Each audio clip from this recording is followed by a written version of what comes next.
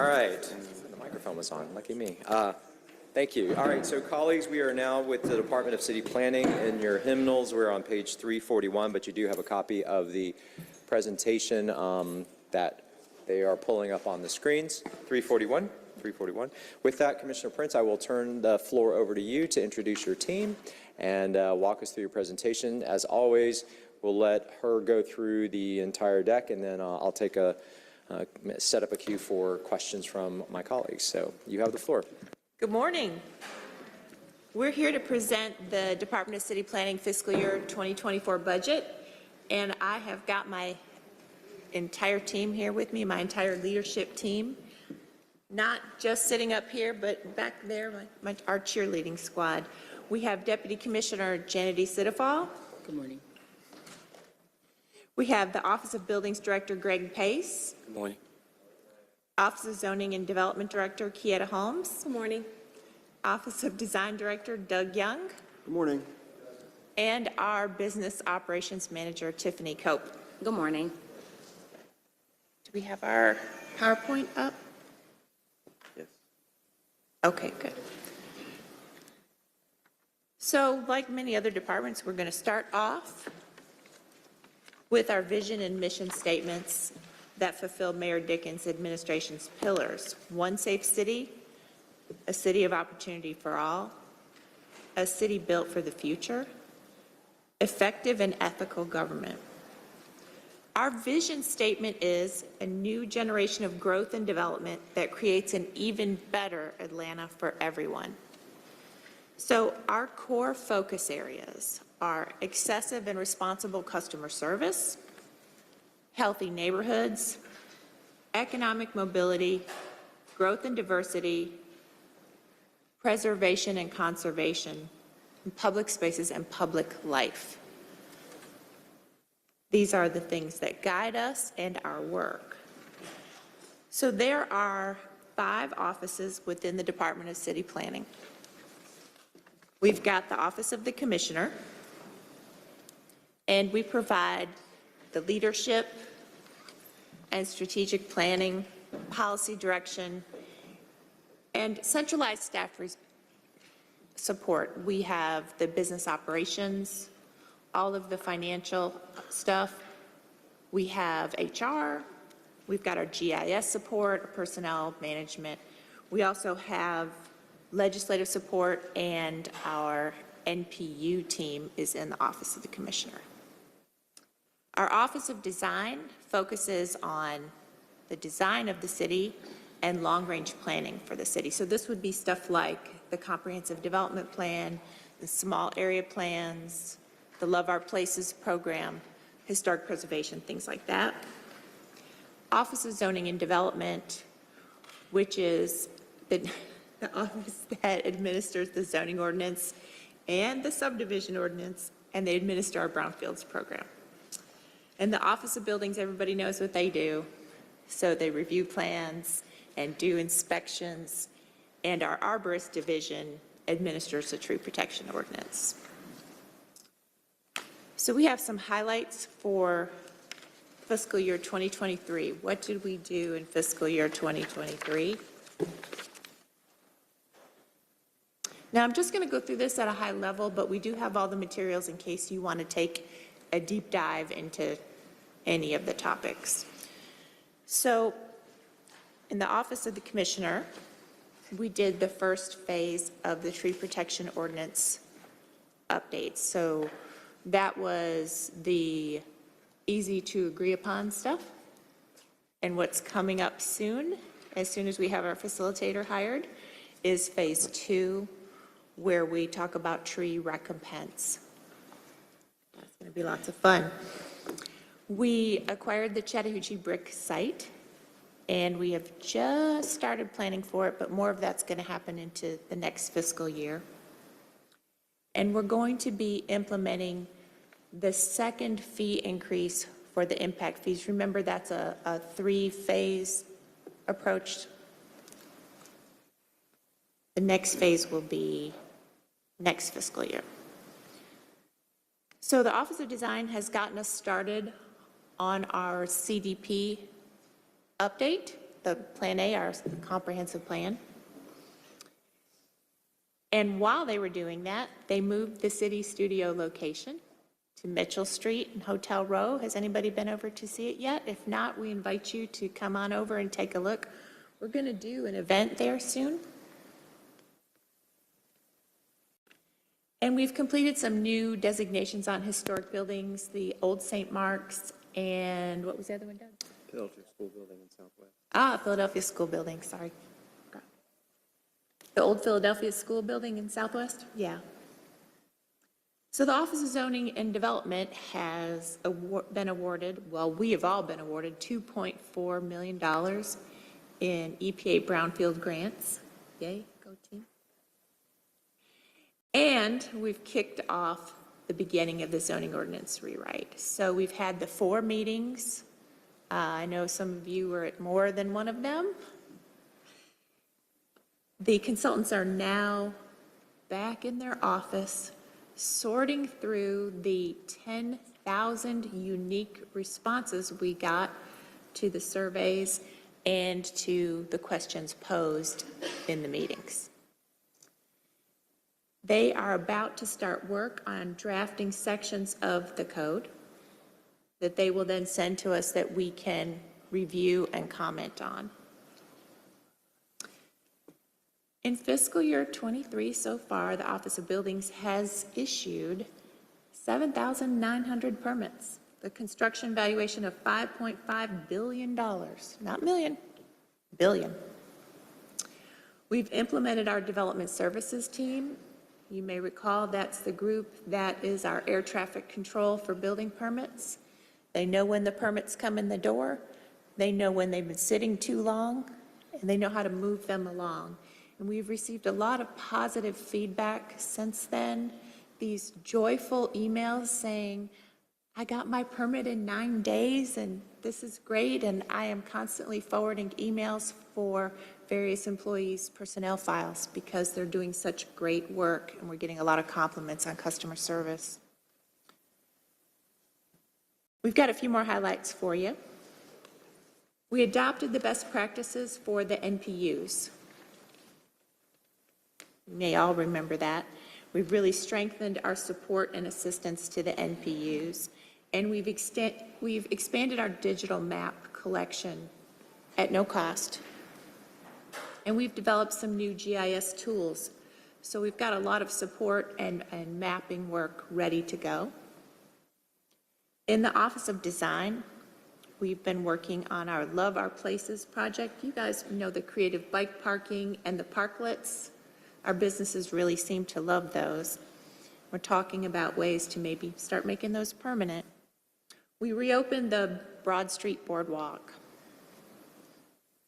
The Office of Housing and Community Development has launched the Atlanta Grown program with a $450,000 USDA grant.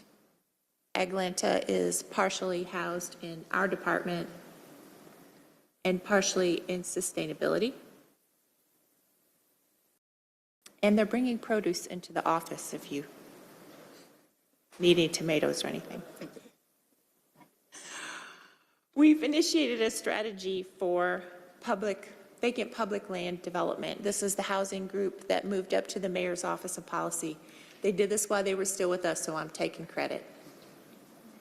And we supported the relocation of 200 families from Thomasville Heights.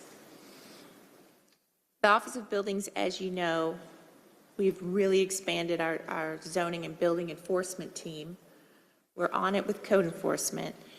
We've launched the customer queuing system. Now, people are coming back to City Hall, so this really helps with queuing up the customers so that we can get to them quickly and they get notified on their phone when we're ready for them. And we've implemented permitting in the park, and that is so that we can talk to people about how permitting works and what they need without them having to come to City Hall. It's more informational and outreach to the community.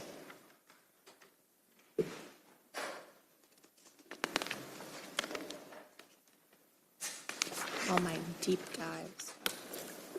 Okay, slide number 6. There it is.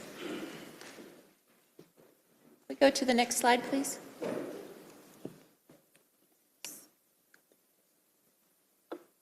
There we go. Okay, the left side of this slide shows the fiscal year 2024 total budget and how it compares to the previous fiscal years. The fiscal year 2024 budget is proposed to be $630,000 more than fiscal year 2023.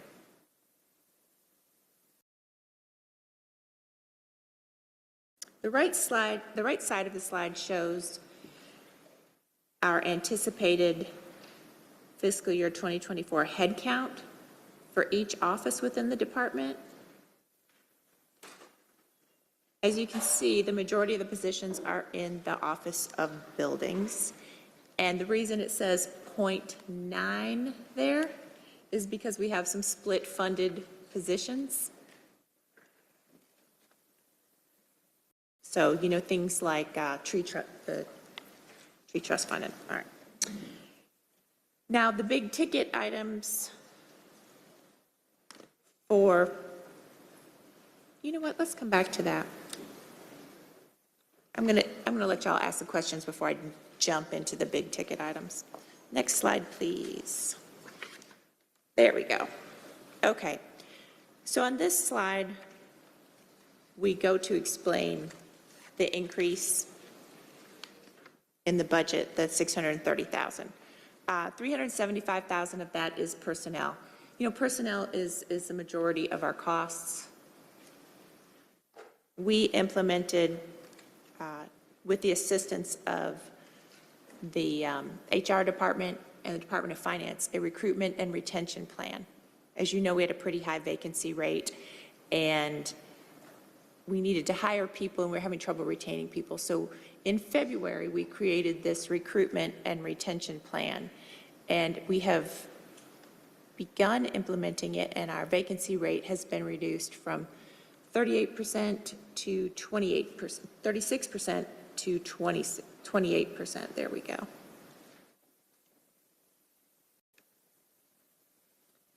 Next slide, please. There we go. So this shows the 2024 budget. Again, majority of the costs are personnel.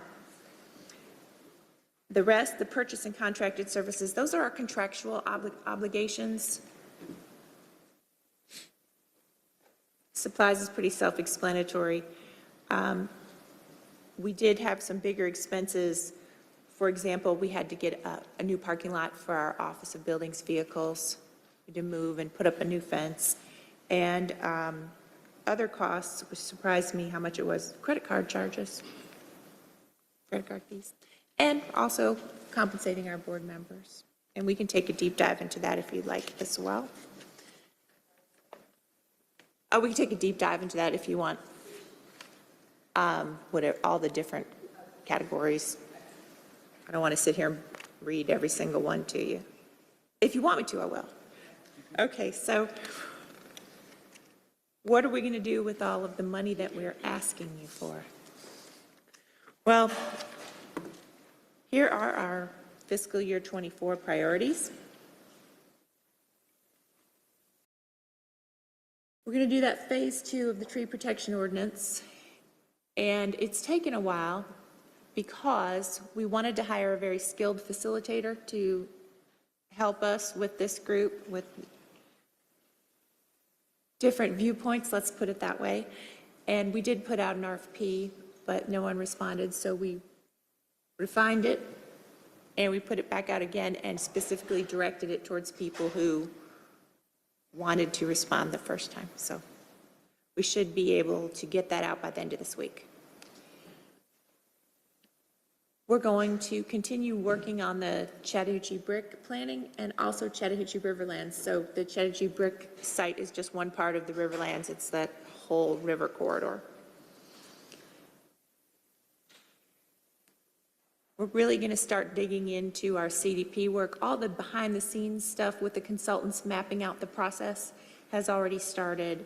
And we're going to start the public meetings in January. Okay, I had thought it was going to be sooner, but we're still doing all of the analysis and putting that together, getting ready for the public meetings, and it will be a lot of public meetings, 50 at a minimum. We intend to break public involvement records. We're going to start the Peachtree Greenway project, and we're going to be partnering with the city of Brookhaven since it goes into there as well, so we're going to work together on that. We're going to expand our Future Places project. We have to go back as soon as we have the draft of the zoning ordinance and have more workshops. We've got to get comment on those and make sure that the consultants have it right and make sure that the zoning ordinance will implement our comprehensive plan. The timing on these two projects is deliberate so that as soon as we have the input on what the community wants through the CDP process, we have to make sure we have the tools to implement it. That's what's in the zoning ordinance. And we're going to keep on streamlining our development review process. We have done a lot of work in the Office of Buildings and straightening out, making sure we have the right number and type of people on staff to do what we need to do, making sure that we have the right software, making sure that everybody's talking to everybody else, finding all those little glitches. Next, as we move forward, we're going to be working together with other departments to make sure that our processes are working together with theirs, because sometimes things get held up, get caught when something goes from our department to another one. So we're going to work together on that.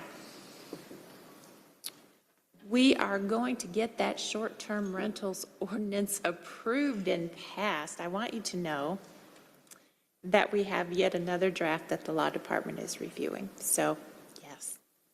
So that should come to y'all, I'm hoping, next month. We are also going to do a permitting fee study. Councilmember Hillis had asked us for this. The fees are supposed to cover the cost of staff time. That's the idea behind them. We're not sure how much of staff time they cover.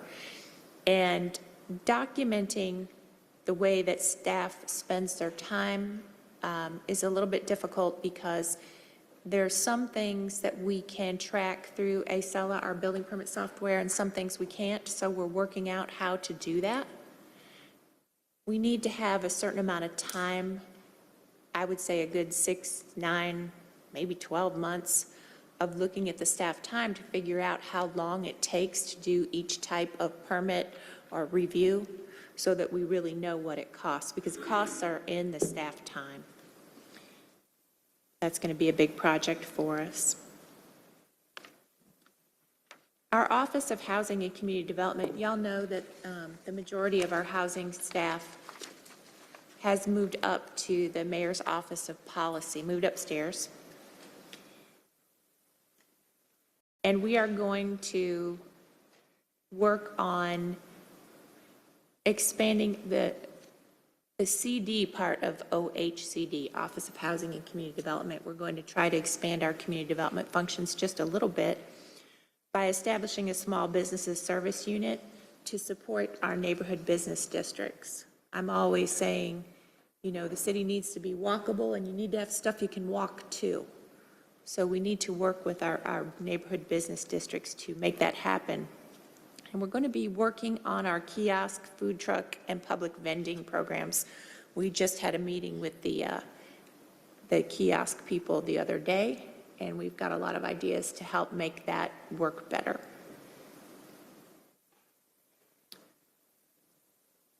Next year is our 50th anniversary of the NPUs. So there's going to be a lot of celebration and commemoration of that.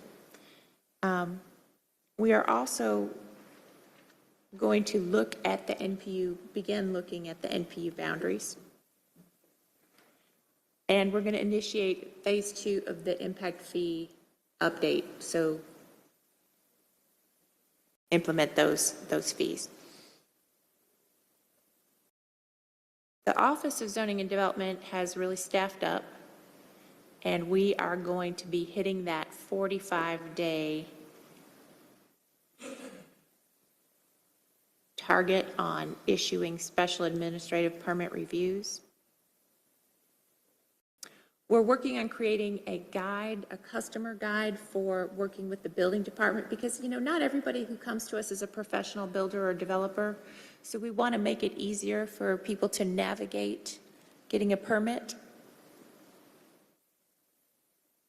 And we're going to initiate our quality assurance and quality control program.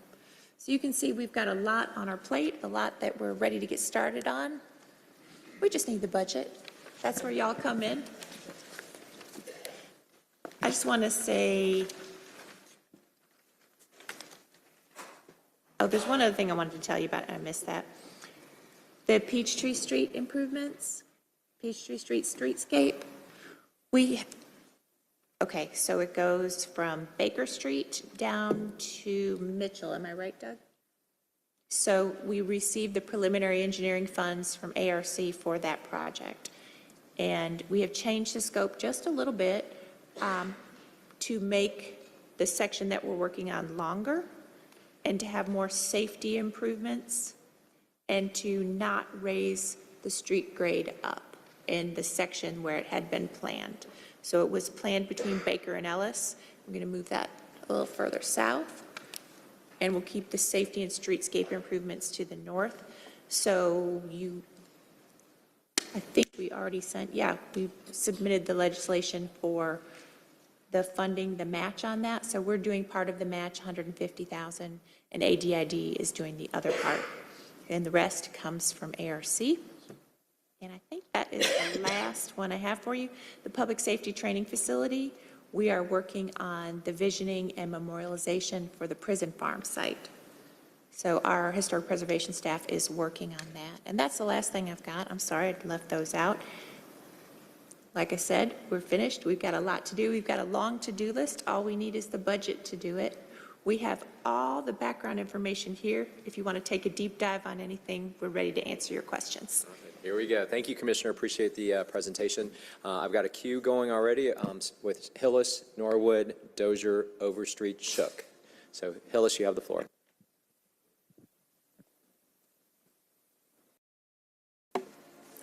Thank you, Chairman Wan. Thank you, Commissioner Prince and your team for the presentation. I have a number of questions. First is understand DCP and legislation that went through the City Council did some much-needed interim raises for DCP staff beginning in Q4 of this fiscal year. What was the amount that covers that quarter? The amount of funds, that is.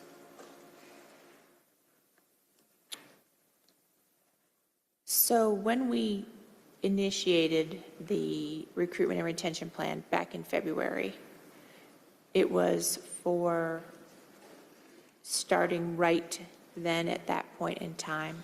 So it was for 4 months, 3 or 4 months. What we did was we phased in the raises, but what we did was we had HR benchmark our salaries, right?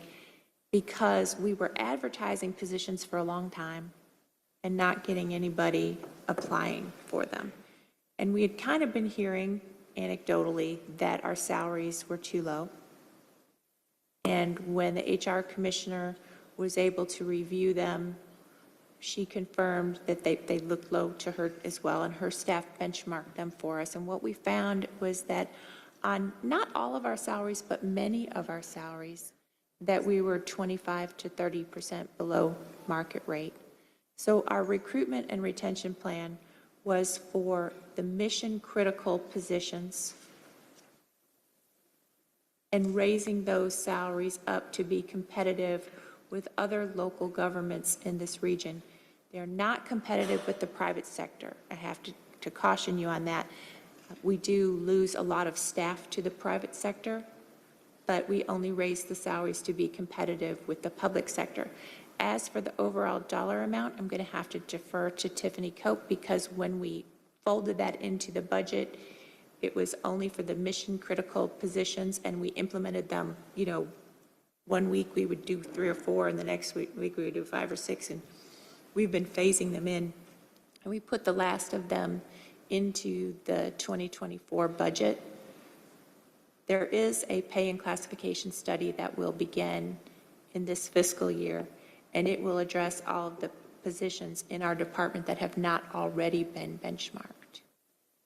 So overall dollar amount? Was about 1.9 million. Mike, I can't hear you.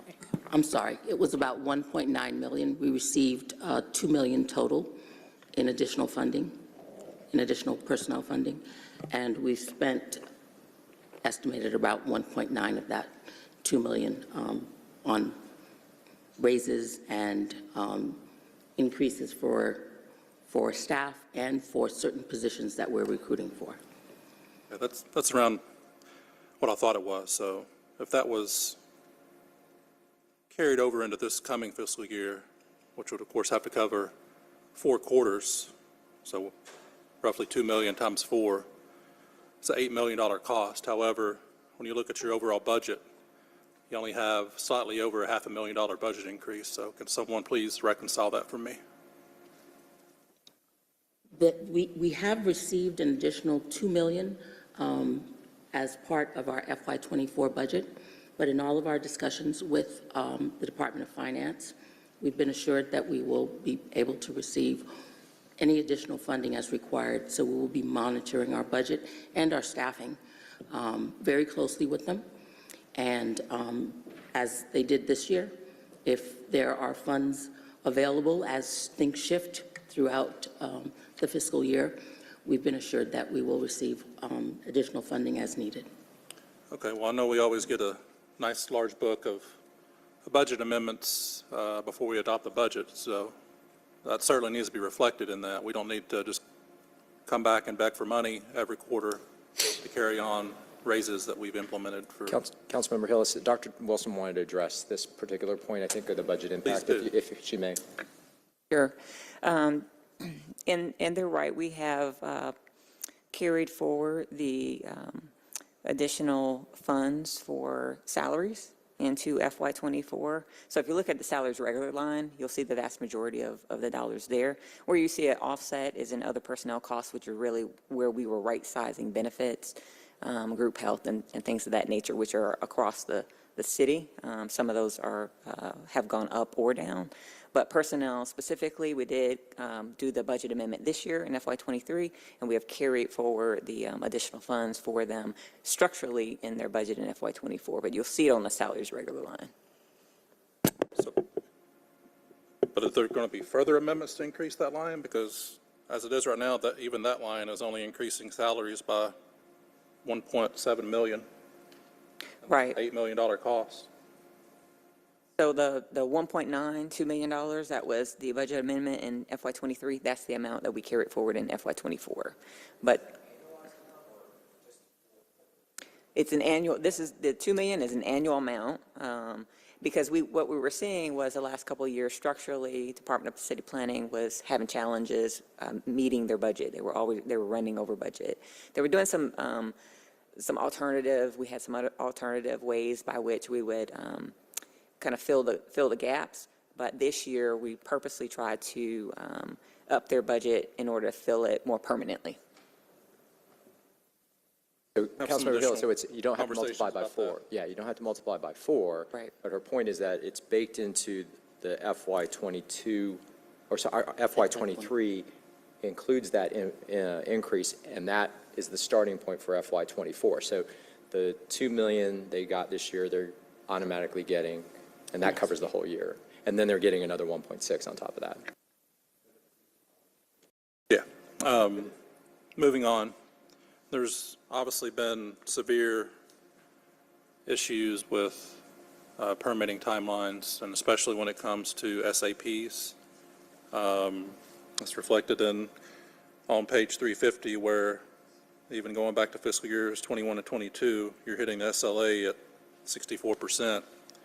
And I don't know what the current fiscal year's hit is right now, because the target was 85%, and I highly doubt that's been met or exceeded.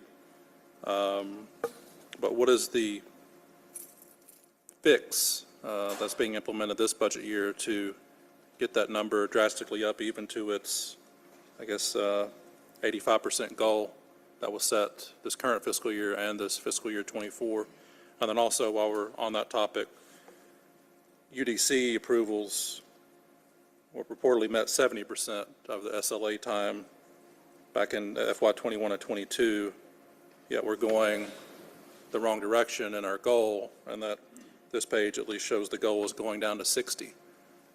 So what is the fix to get those reviews done quicker, both with SAPs and UDC in particular? So for the SAPs, we had the perfect storm happen. There's 8 positions on the SAP team. And through resignations and illnesses and things like that, we ended up with 1 person on the SAP team. But since February, we've been able to hire a lot of people. Our OZD vacancy rate was over 30% back in February when we got started, and now we're down to 21%, and they are moving along again. We have a very complicated code, and it takes a while, even when we hire people, to get them up to speed. As for UDC, I'm going to let Doug Young address that one. Good morning, council members. Doug Young, Director of the Office of Design. A couple points on the UDC review process.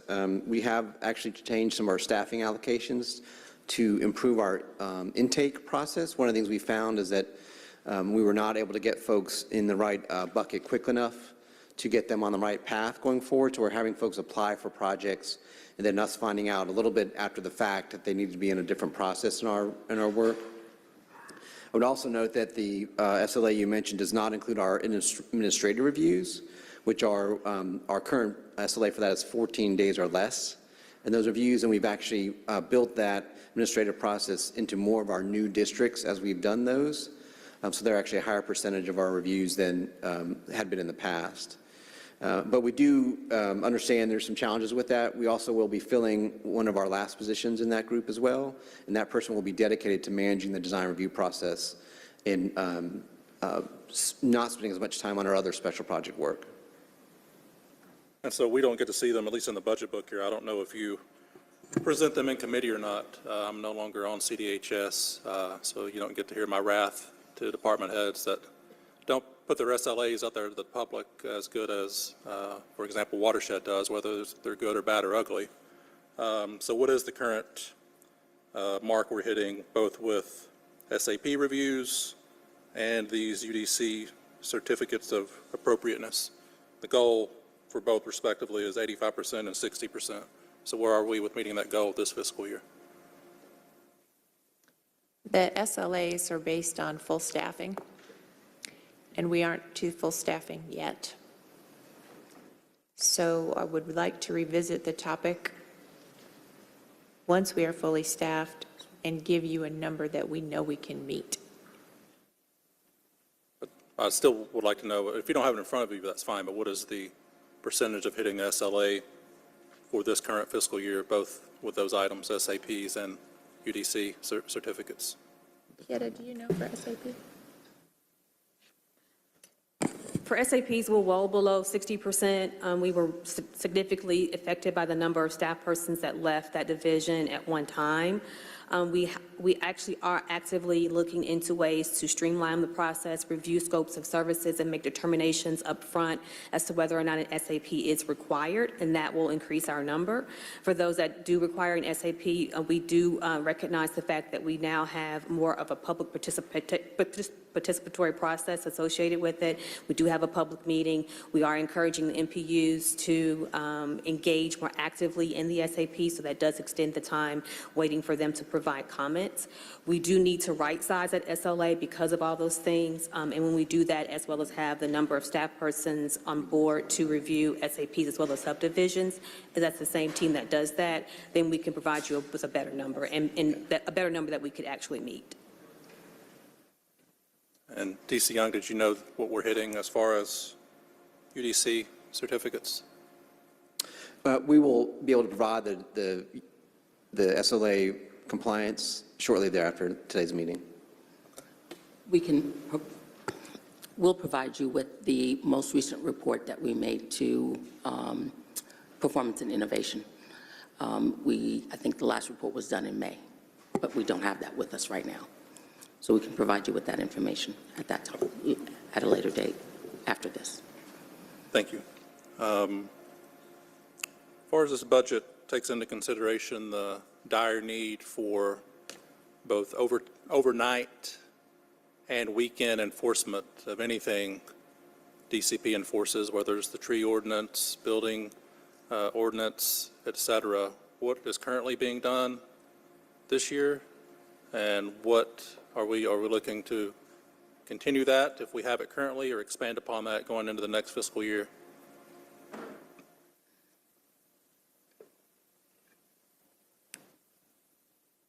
Good afternoon, Councilmember Hillis.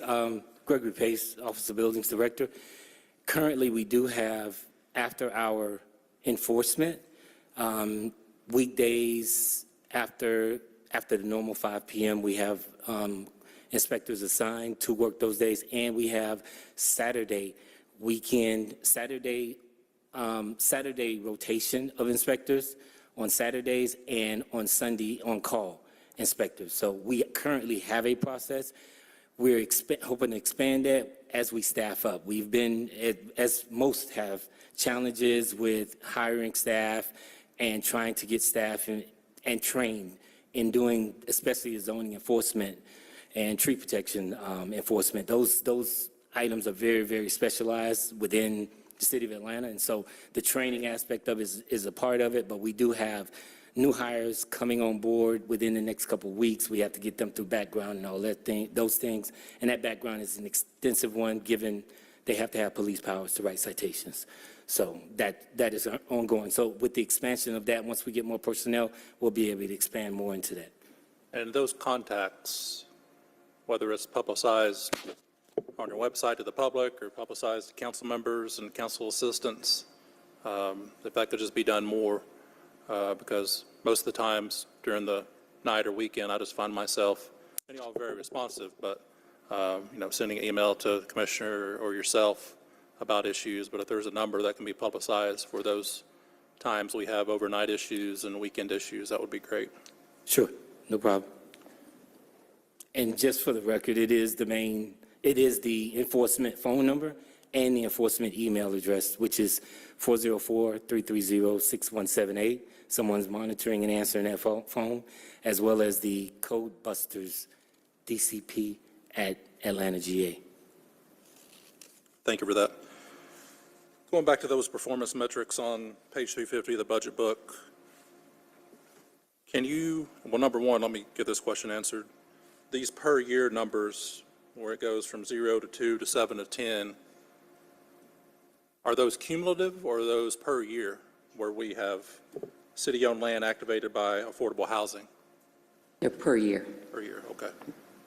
Can you detail what the 2 properties were in fiscal year 22, and where are we with hitting that fiscal year 23 goal of 7, and what those properties are?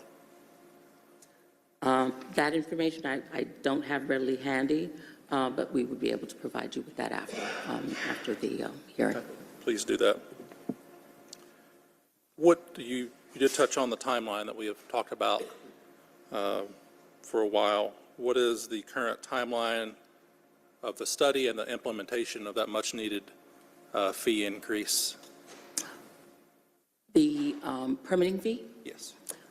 We just released the RFP to obtain a consultant to conduct that study. However, in the meantime, what we have been doing is we've initiated a timekeeping effort so that we are actually collecting data on how much time reviewers, permit techs are spending on each activity as part of the permitting process, so that we have that information gathered and can be used as part of that fee study. Because as you know, the personnel salaries will be a huge part of what we look at.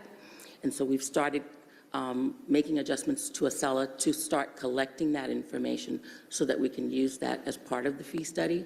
And that will also help us in terms of establishing new service level agreements, because that information will be useful in helping us understand exactly how much time people are spending on each activity, and if we need to decrease or increase our service level agreements based on the number of staff that's required, we'll have that information to do that type of analysis as well. Thank you. And just so I cover myself here, I know, it's going to be on the news that, Dustin is always asking about fee increases across every department of the city, but that's because our departments haven't increased fees in 10 to 15 plus years. That's correct.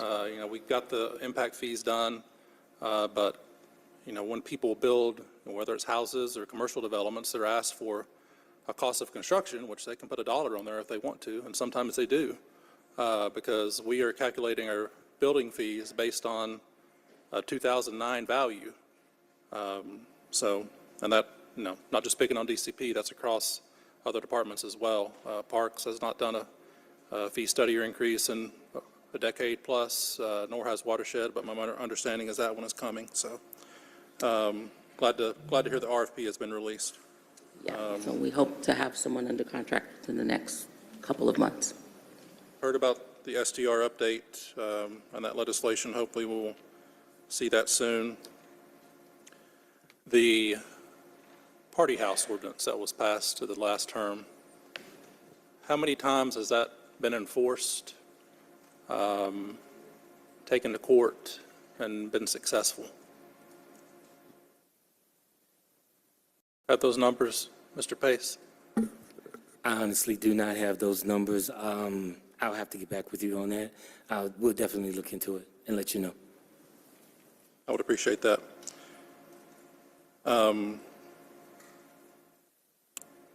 Commissioner Prince, during your predecessor's time, we had something called express permitting. It was pretty easily findable online when people could come down in here at City Hall and get these more simple permits, like a fence permit.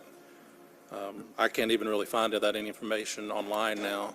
So how are we handling those smaller permits for fences, small projects like that? Are we calling it express permitting, or are we doing all of that online? Can people come down here in City Hall and get it quickly done? What's the status of that? It's being done the same way. We do need to work on our website a bit to make it easier to find how to do all of that. The express permitting SLA, we're meeting that one. Yeah, it's the same. That process is still the same, and we've processed since my last figures for May, up to May, over 1,100 express permits. We do them both in-house and online. Unfortunately, online takes a tad bit longer because of the back and forth process. We give priority to those that come in, and in the office it is 30 minutes or less. So we're still processing them. Thank you. The city used to have, or at least tried to implement, a program for the many abandoned cemeteries that we have in our city. I met with some folks from DCP a few years ago about that.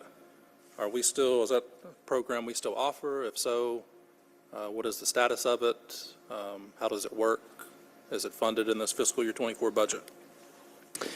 Councilmember Hillis, this is in the Office of Design. It's referred to as the Atlanta Cemetery Network, and it is still ongoing.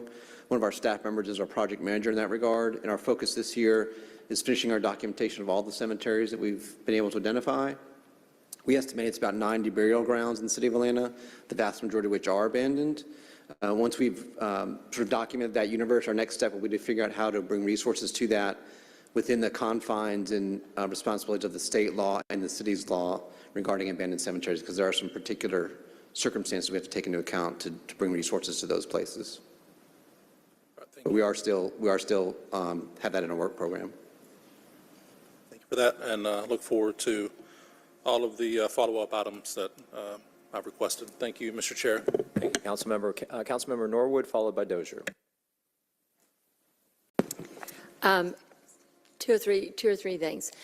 Impact fees, as you know, I've been vocal over the past year about having us be able to define commuter streets as appropriate for impact fees. Just wanted to say on camera, can we please do that? I did ask the overview in the executive offices that yesterday that our streets are in terrible shape across the entire city, and it's not the fault of this administration. There were years that we just did not pave streets. Our streets have PCIs that are just terrible, pavement condition indexes. So my request again is, can we get that done? I will help any way that I can, but I can't write it up. So that's one that I know we can make a huge impact to every single council district, because every single one's got streets. And we talked about, and I talked with y'all about, the idea that there are two indicators. One is how much traffic compared to the other streets in the immediate area, and the second is the degradation and deterioration of the street. If those two are much greater than the surrounding area, that could be defined, in my view, not being a professional in it, but could be defined as a commuter street, and therefore all of this development and all of these commuters could help in identifying a source of funding that could really be helpful. The second thing is similar. With the party house legislation, we had a party house in one of my neighborhoods over the past weekend. I will not say who, where, whatever. But here's my request. In that party house legislation, the exemption, of course, is for a tax-exempt 501c3 organization to be able to host an event in the neighborhood. What happened in this particular instance, and this is, again, I'm not going to cite, but what has been purported as the 501c3, when you actually delve into what was really going on, very sketchy. So here's my request, that we have the documents that a legitimate 501c3 is used to sending, whether that's an EIN number, whether that's a document from the Secretary of State, whatever, and an organization, say, Children's Hospital, or the High Museum, or the Boys and Girls Clubs, anybody who's is a legitimate nonprofit, there are documents that they are used to sending. So I don't want to make it a burden on a legitimate nonprofit being able to have their patron party in a private residence or their whatever. But because we have no definition in that ordinance and we have no documentation that we require, we can get into the kind of situation that we recently had. So, and there was nothing that could be done because they had not had a track record of 901 calls previously, and you have to have the track record before you can declare that this was anything other than just an out-of-control event. But there were hundreds of individuals, and fees were collected. There was a whole lot to indicate that this was not what it was purported to be. And so I'd love to see those 3 or 4 documents, and I will be glad to introduce that legislation. So we just tighten that up, and I think it will help us all a lot, because the people will know. I sent out an email to my entire database saying party houses are illegal in neighborhoods, and had in there the caveat, the whereas it says if you are a nonprofit organization, we are allowing that. We just need to be real clear and let our community know very clearly what that means. So that was that. Last one is CDP. Got a lot of people interested in the CDP, so just want to make sure that we're in the loop early enough. I remember many years ago, a CDP would be changed and you really wouldn't know it unless you knew exactly how to read it. I know you're doing the 50 meetings. I love that. So that's going to be great because we all care so much individually about where we are. It will probably be more than 50, but 50 is going to be the minimum. I And don't we think will- I'll make more than 50. We'll make sure that you have email blasts ready so you can just forward. Great, great. Thank you. And thank you for a great rewrite process. Really, really good. And I was praising you all at the Regional Housing Forum where Director Holmes was there. So, Thank you. Thank you, Mr. Chair, and thank you, Commissioner Prince and DCP team. It's always good to see y'all.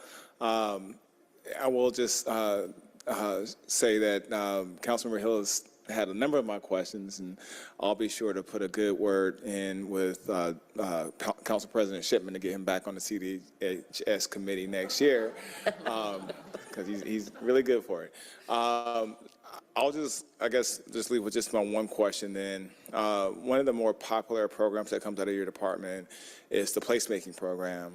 And one of the things that I've always been interested in is, is whether the funding for that program is generated from the operating budget side of things, or is there, I know y'all manage a number of different state funding opportunities, and I know there's times in which there's ARC funding, but number one, what is your grant giving looking like for this fiscal year with regards to that?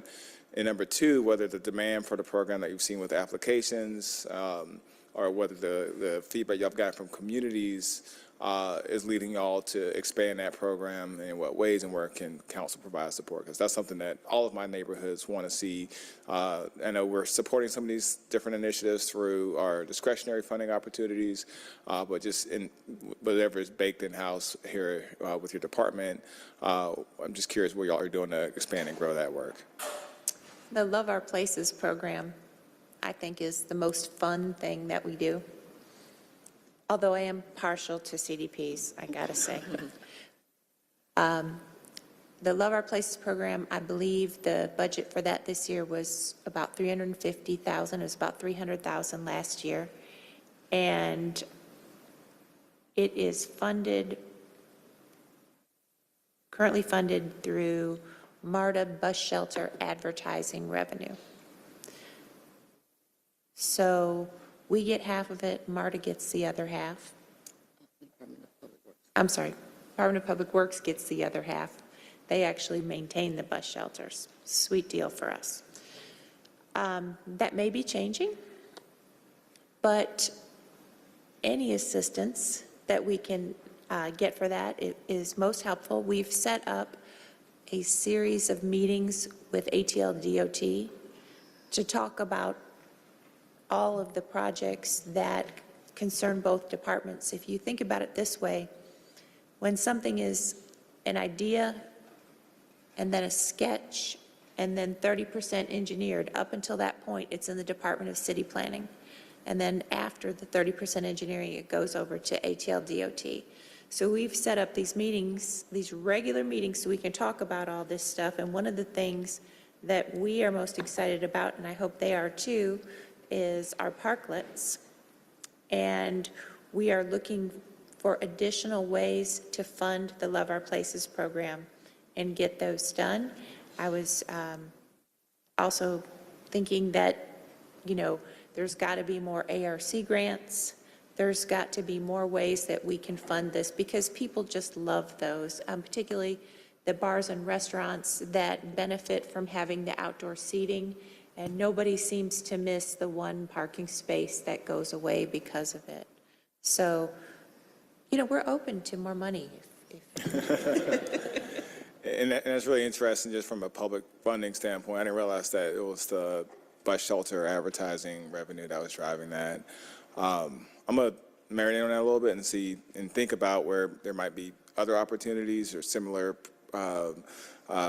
programmatic partnerships that could, expand the program. But I appreciate that answer. And it's like I said, and y'all know this as much as I do, people love the program, want to see it grow. How can we make that happen? So thank you. Mr. Chair, I yield.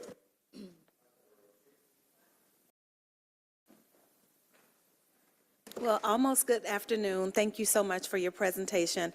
I will say also that Councilmember Hillis did ask a few of my questions, but I would like to circle back on one of them because I am concerned, and I want you all to know this, about having to right-size any part of your department. A lot of people depend on city planning for some real staples in the city, and I'm hoping that where we are weak or where we need to right-size, that those things are at top of mind for everyone. So I would like for you all to be armed with exactly what we need, especially since it's budget season, and why. And I do believe that we do have some things that we need to work on as far as staffing and even a little bit of process, and I just want those things to stay at the top of mind because we are here to support y'all in that. That's what this budget season is about. I want to make sure you have as many people as you need to do everything that you need to get done. I will support you in that. So when we ask those questions, I want you to give it back to me. I want you to tell me what I need to know, and I want that to be at the top of mind. So we'll leave that right there. I do want to talk quickly about the portion that for the phase 2 of the tree protection ordinance. I want to know how much are we spending on contracting out to get an expert to tell us what we need as a city. Like I know you said we had an RFP out and no one answered it.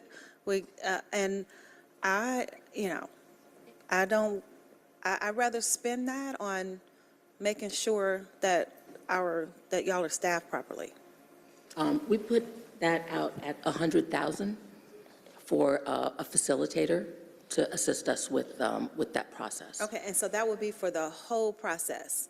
That would be for 100,000 total?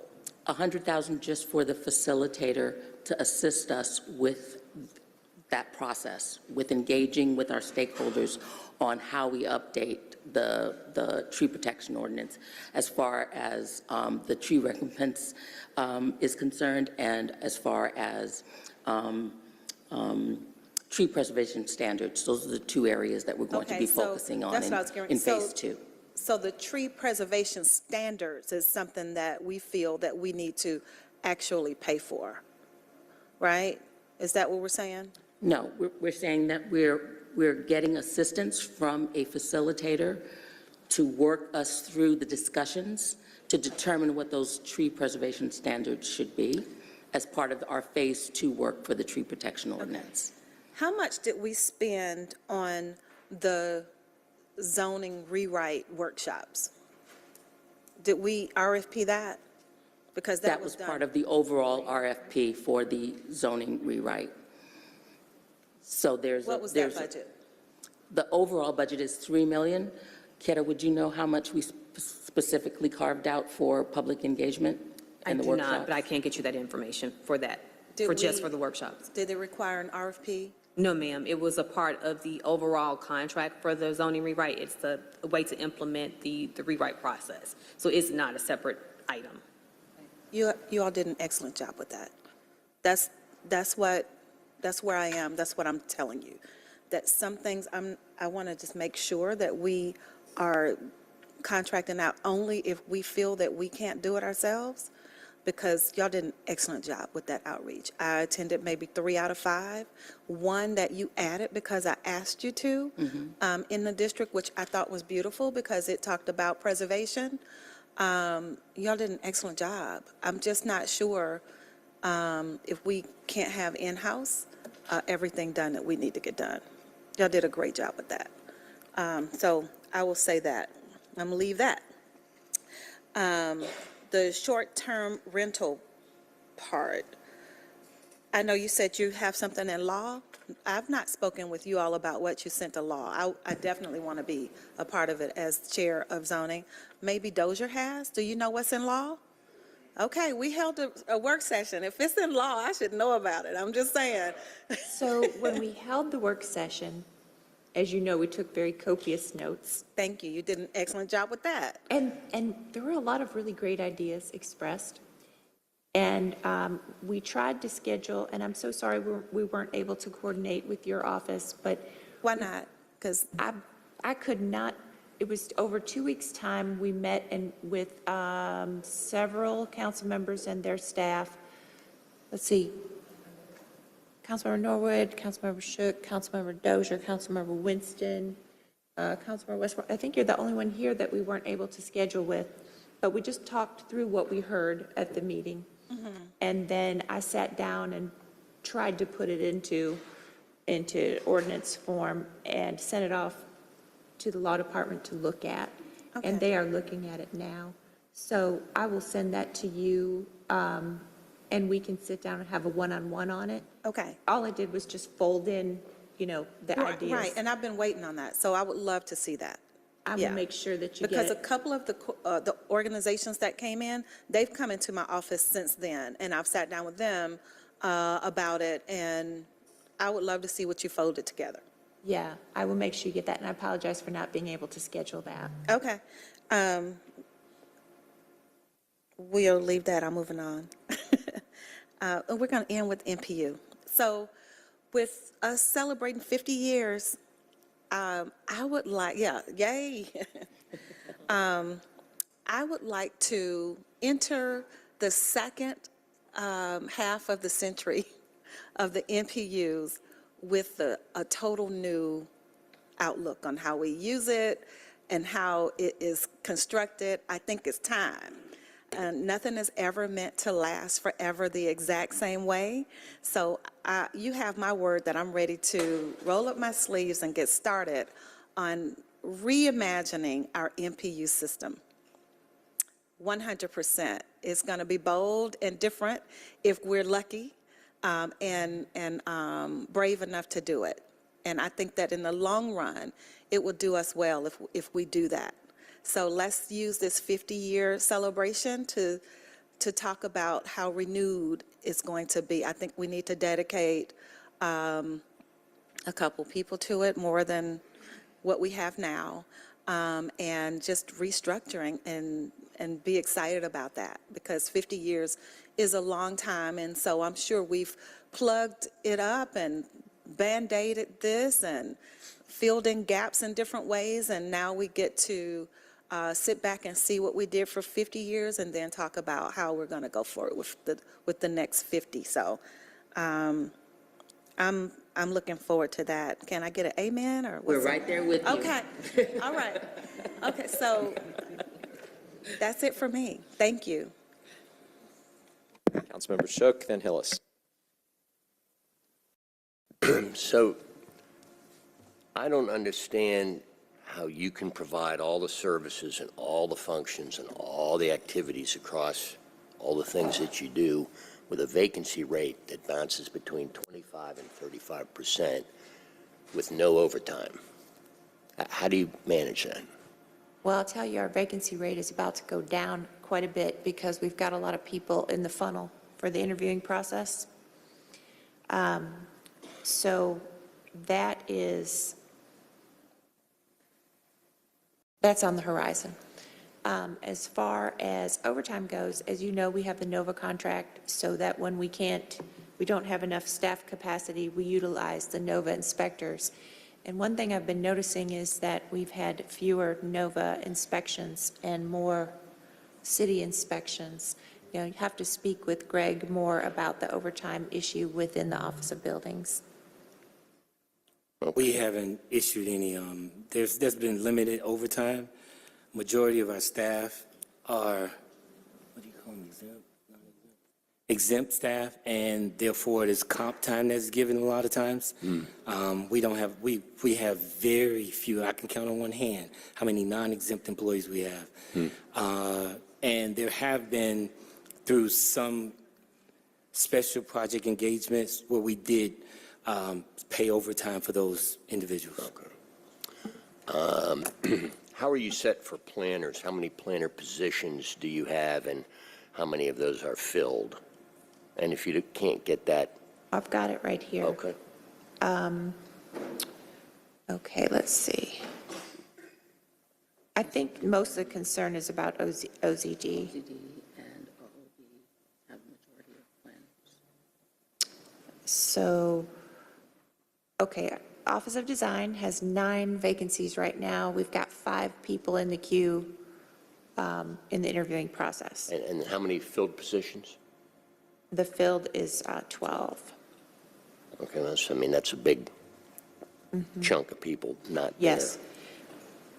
And then with OZD, that's the one, those positions are the ones that are the hardest to fill. We have been advertising nationally. We have expanded our NOVA contract to include planners so that we can get some help there. And we are actively recruiting and interviewing. When I say actively recruiting, I mean we are picking up the phone and calling other planners in other local governments that we've heard are good and trying to give them sort of a snap bid to come over to work with us. Well, that's what a lot of other jurisdictions do to us, so fair is fair. So Maybe I shouldn't be admitting in that. terms of reviewing building permits and all that, different commissioners have either stood up or sat down a special sort of integrated team to work on large projects, particularly complex or large projects. Do you do that currently? Oh, yes. We're currently doing that for the CIM project, for example. So we have regular, I think it's every 2 weeks, we have meetings with them to update them on what permitting activities we've executed and what requirements they have. So in terms of enthusiasm for reinventing the NPUs, I'm going to balance out my friend Ms. Overstreet. The prior ownership of your department had a really healthy appetite to throw a lot of ideas out there in the public about, well, things like ending single-family zoning and other ideas that drove a lot of people nuts. And I will predict that a big discussion about changing NPU boundaries will be something you regret initiating. And just remember, the NPUs view us as wholly owned political subsidiaries, and I'm not sure that they're entirely wrong. And I think you authored legislation I was glad to support, holding that any changes to the NPU system in terms of maps or boundaries had to be approved by us. That's going to be a real messy conversation. What's the current tree trust fund balance? We have that. 14.6 million. Why don't we spend some of that and plant trees? I'm sorry? Why don't we plant trees with some of that? Or all Actually, of we it? are looking for ways to do exactly that. We're working with ADID on an initiative like that right now. I hate the thought of that money just sitting around. You finally, just about the code rewrite, I got to pile on a little bit, and it's not your fault, but I worry that according to the actuarial tables, about half of the people we hired to do this might die before they get a final draft to us. And I went back to look at the day council authorized this activity, and that day's AJC headline was "Disease Stops Work on Canal." Y'all can look that up. So, are we ever going to get there from here? We are. I mean, I've been hearing, my favorite advertising I've ever seen was a tavern in northern Wisconsin that says "free beer tomorrow." It took me about 7 years to figure that out. Is there a deadline? would it help if we imposed an authorized deadline that said if we don't get this by that, this whole thing goes away? So the timing for the zoning ordinance is tied to the timing on the CDP, which has a state mandated deadline. So they're tied together. They're both going to be concluded in 2025. Thank you. Councilmember Hillis. Thank you. I just had one more additional question. I talked a little bit about the impact fees. You know, we have checked a big box there. I stated my first time around that there's some fees that hadn't been updated in 10 to 15 years. The CDP was almost 30, or not the CDP. Impact fees had not been updated since they were implemented almost 30 years ago. We finally, again, checked that box. I think we also included, as to not be in that position again in 2050, a provision for an automatic review of that. Was that every 5 years, I believe? Yes. When is that coming up again? 24, 25? We're actually going to do a review and potential update even before the 5 years. One of our activities for fiscal '24 is going to be to initiate the second phase of the update to impact fees. And we'll be revisiting some of the issues that Councilmember Norwood has raised as part of that work. And another part of that is this CIE process we go through every year. I enjoy that process, submitting projects, whether it's us or our constituents, and getting projects on the CIE. However, we have projects on the CIE that are been on the CIE for 20, 30 plus years. There's more value in those projects than we currently have in impact fees, or will have within the next 20 to 30 years. So it's one thing to get a project on a list. However, what do we do, or what can we do to take that a step further in going through that list? Again, projects that are decades old, updating the cost to be reflective of actual current cost of that project, and at least doing a proximity analysis. Let's say we have a project that, well, it may be estimated right now on that CIE that it's a $4 million project. Well, we come to find out it's really a $10 million project. How much of that $10 million will actually be approved in a proximity analysis, including that information? Let's get some of these CIE projects actually done and off the ground. I know that part of it's not your responsibility. That goes to the respective departments. But have we had that conversation? I know me and Ms. Cope had a little bit of that conversation in our last meeting, but a serious conversation in your department with the administration about taking the CIE a step further and getting some of these projects actually started and completed. Commissioner Prince mentioned that we are engaging with ATL DOT on regular coordination meetings, and that is one of the items that we will be coordinating with them on a regular basis, even outside of our impact fee coordination meetings, because you're completely right. It's about implementation, and impact fees don't usually cover the entire cost of transportation projects, for example. So that means we're going to have to look at other potential sources to complete that funding package for specific projects. So that is something that we're going to be working very closely with ATL DOT on, to ensure that we can not just have them listed, but begin to actually look at other funding sources that we can blend with those impact fee funds to actually begin executing some of those projects on the list. And if they're out of date, if they've changed, if something has changed about them, then let's review that and update that as well, so that we can look at what features can be implemented. For example, if there are sidewalk improvements, if there are signalization improvements that we can make outside of capacity adding type projects.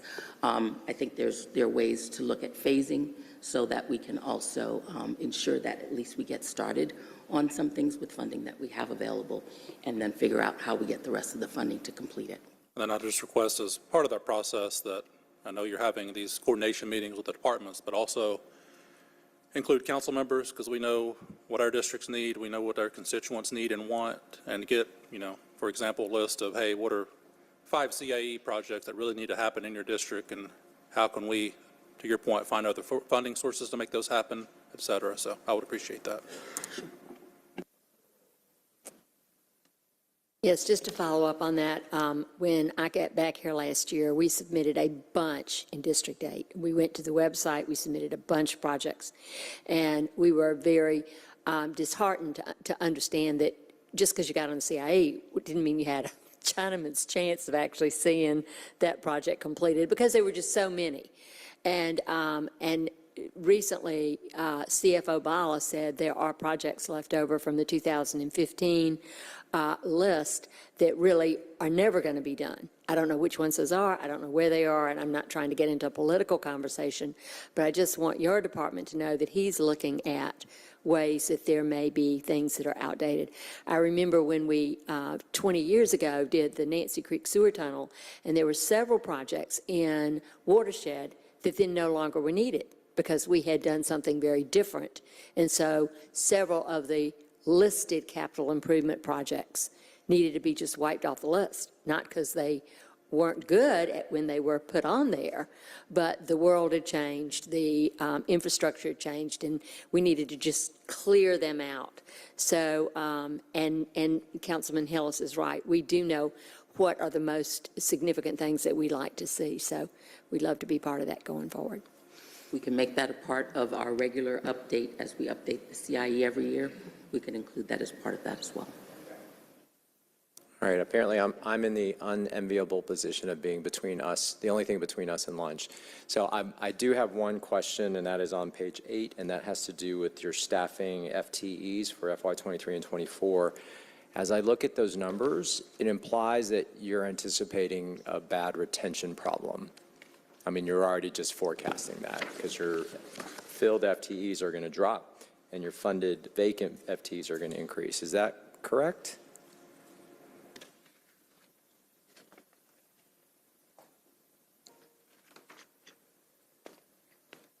I don't know if that's a y'all question or a finance question, but.